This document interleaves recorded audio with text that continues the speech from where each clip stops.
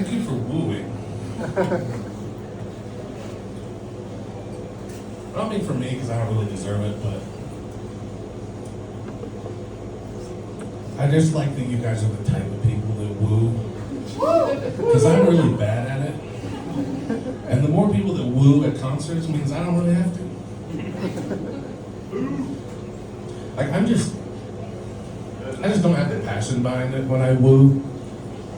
Like it's just a really non-committal woo. And it just looks awkward and corny. Like as corny as like a youth pastor who tries to use new slang to try to relate with the kids. You know, the ones that are like, you know who else had a lot of riz? Open your Bibles. Read along with me from Luke 6:7. Oh, who groaned at that? You think that was hard to listen to? Try to be the one who had to say it. I just think wooing is weird. Because like, I'm a civilized person. I should be able to like use my words to show how fun a time I'm having. Like, why can't I just go, I'm having a marvelous time? I think everybody should do that, actually. I like us to change the whole way we attend concerts and stuff. Instead of wooing, I want everyone to just go, I'm having a marvelous time. I'm having a marvelous time. Yeah, there you go. Actually, can we all do that? Like, can we, like, I'm gonna pretend I'm like a rock star. I'm gonna say, how we doing tonight? I want everyone to yell, I'm having a marvelous time, okay? This is great. We're gonna change the world with this, all right? All right, how we doing tonight? I'm having a marvelous time. This was a mistake. That was awful. Oh my God, I think we're just gonna have to stick with woo.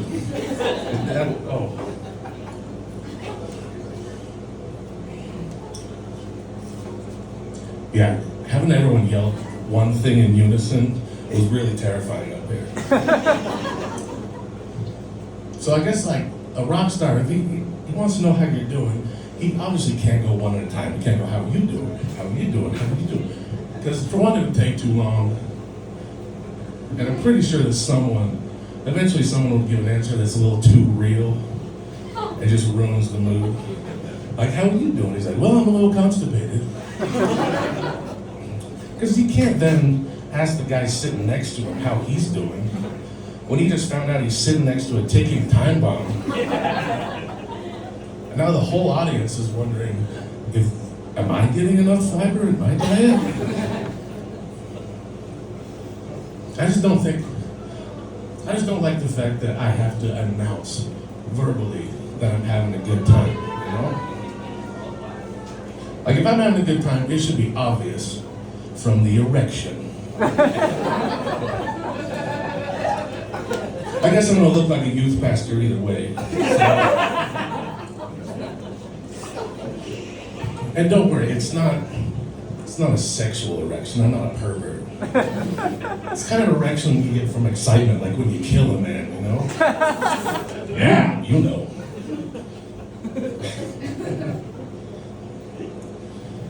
So I guess we have to woo when we're excited in an audience. And that's really the only place that you can. Because you can't do that in the rest of your life when someone asks you a question. Like, I can tell you haven't been flossing, have you? Woo! That's right! Woohoo! Sir, have you been drinking? Hell yeah! Woohoo! Have you been cheating on me?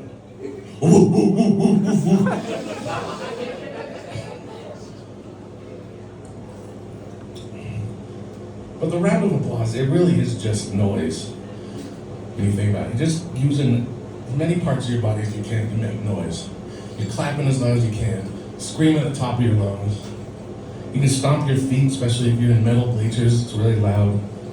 It's any way your body can make noise. Well, not any way your body can make noise.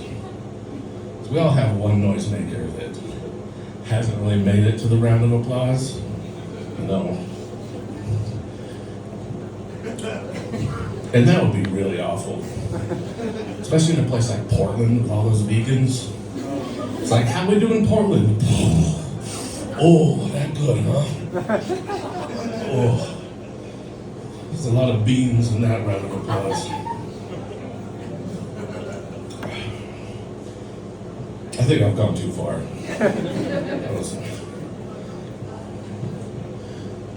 That's what I always think about, though. I'm always thinking about weird shit like that. Like, comedy has really really taken away a lot of the joy in my life. Like, this is fun. Being on stage, making people laugh is fun. But it's in between the stage appearances that it's just a nightmare up here. Because I'm always trying to think of my next joke or trying to make existing jokes better. Like, just recently, I was doing my grocery shopping, and in my head, I'm trying to work on this new joke. And I had this one line that I wanted to say. I didn't know how to say it. The line was, "Please tell me you didn't make the guacamole." I didn't know exactly how I wanted to say it. So out loud, I started just saying it different ways. I'm like, "Please tell me you didn't make the guacamole. Please tell me you didn't. Please tell me you didn't make the guacamole." And then I looked up, and there was like 5 people staring at me. So I had to leave the produce aisle. Then I went and I was looking at cooking oil. I needed some oil for cooking. And there's so many varieties. I'm looking at, the canola oil, vegetable oil. I'm trying not to look at the avocado oil because that makes me think of the guacamole. So then I look at the olive oil. I'm looking at the different types. And then this little voice in the back of my head just goes, and that's how most of my jokes start. There's like a subconscious comedian in the back of my head that's just scanning everything that I ever do to try to find funny in it. The way it works is it'll just go, then I go, what do you see? It's like, over there. And I go, yeah, you're right. And that's how my jokes start. So I'm looking at the olive oil, and it just goes, I'm like, all right, what is it? And it goes, extra virgin? What? I'm like, oh, you're not gonna let me move on until we flesh out this bit, are you? And it's like, no, good. So again, out loud, in the middle of Safeway, I was like, what's the deal with olive oil? Is there a promiscuous olive oil? I bet that's the best tasting olive oil. Give me the slutty olive oil. Oh, it's just awful. Extra virgin? Is that a girl who won't even do over the pants hand stuff? Just non-stop analyzing and overanalyzing everything I see. That's why I don't trust people who use bidets. Now, I know some of you use bidets. I saw you walk in and I saw a little extra skip in your step. And there's nothing wrong with the concept of the bidet. It's hygienic and everything. Nothing wrong with that. But it's the people who use bidets that just give me the creeps. Because they're always trying to convert you. And they're always asking me about my butthole. Like, they have more interest in my butthole than my proctologist does. So, and then the way they try to convert you, they sound like they're in a cult. Because they always just look at you and they go, it'll change your life. I promise. I remember my first cleansing. And then they'll proceed to tell you more than you ever want to know about their butthole. They'll go, before the bidet, it was an absolute swamp. Now it's so tender and mild, I feel like a new man. And if you don't agree to get a bidet right then and there, they will just become disgusted with you. Like, you not using a bidet is going to cause the next outbreak of cholera or polio or something. Like, if you tell a bidet guy that you don't use a bidet, he'll look at you like you just told him that you don't shower, don't wear underwear, and don't even wipe. And then it's like, oh, so you just don't mind having feces all up and down? You go, no, I don't. I do a pretty good job cleaning myself up. But then they're like, oh, so you just poop your pants? Is that what you're telling me? And you go, no. And the longer you argue, the more ridiculous they become. You just go, no, I just don't have the thing that squirts the water. And they're just like, So you're pooping your pants right now? Is that what you're telling me? And you just don't know. So you're just made of poop. You're just one big turd talking to me.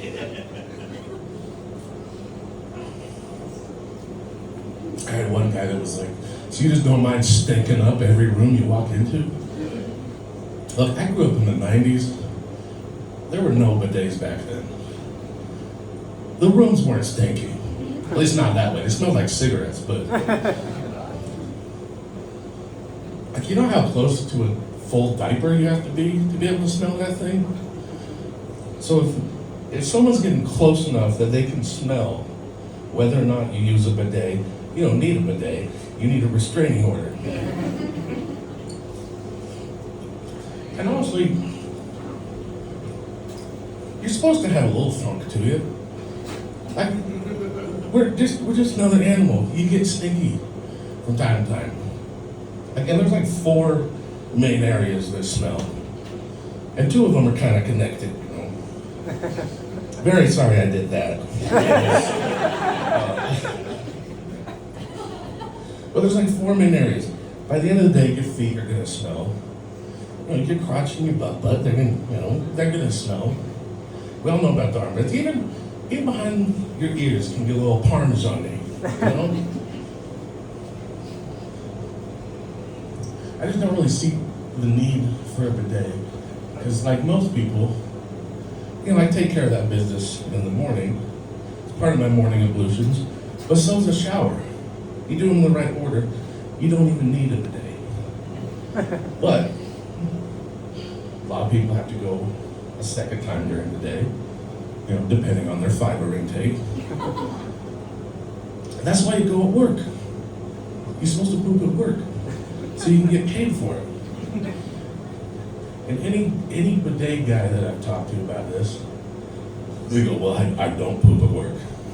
You're a narc. 100%. If you don't poop at work, you are a narc. No ifs, ands, or, well, you know, buts about it. You are a narc. I just don't trust them, man. You know what, I'm just gonna say it. I think they're doing butt stuff. Like, I've been dancing around this whole time. I think they're doing butt stuff. And I think they're like on call to do butt stuff too. Because why else do they have to be, you know, all day? Just FDA approved. All damn day. I think they're just waiting for that call. And the most ridiculous, just the most absurd argument that they have is they'll go, well, if you got a little bit of poop on your hand, would you just use a tissue to wipe it off? I go, clearly not. I'd use soap and water. They go, well, why would you just do it for your butt? What's the difference? What the hell do you mean, what's the difference? What's the similarity? Like, that's one function. Like, I don't do butt stuff. If you do, that's cool. Whatever. I personally don't fish in muddy waters. But if you do, then whatever. But if you're telling me there's no difference between your hand and your butt, I'm just worried that they've started to come up with a new lifestyle where in order to free up their hands, they started doing other stuff with their butt. And that terrifies me. Like, yeah, ever since I started doing chores with my butt, my hands are free to explore my passions. I picked up the guitar again, learned how to knit. Now that I have my butt doing all the cleaning and all the cooking, cooking. All right, please tell me you didn't make the guacamole.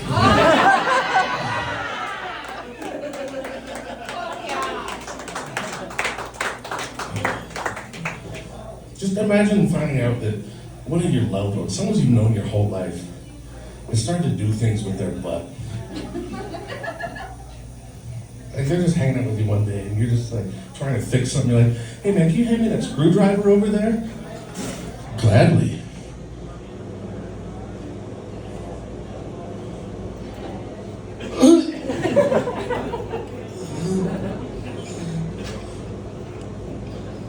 There you go.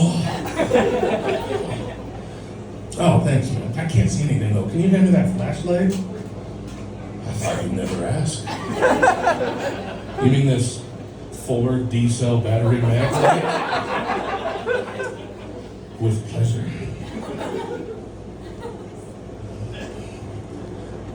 All right, you're not getting the full mime on that one, because you haven't paid enough. Hell, this isn't working. Can you go get Dad?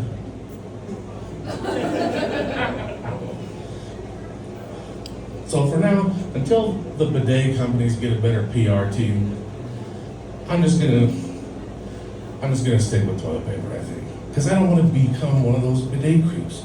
I don't want to do chores with my butt. I don't want to do anything with my butt. Right? I don't want to open doors with my butt. I don't want to shake hands with my butt. I don't want to give a round of applause with my butt. Well, depending on my fiber intake. All right, that's it from me, guys. Thank you for playing along.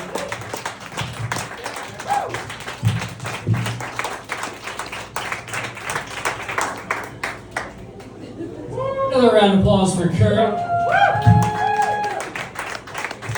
Excellent comedian. Soft boy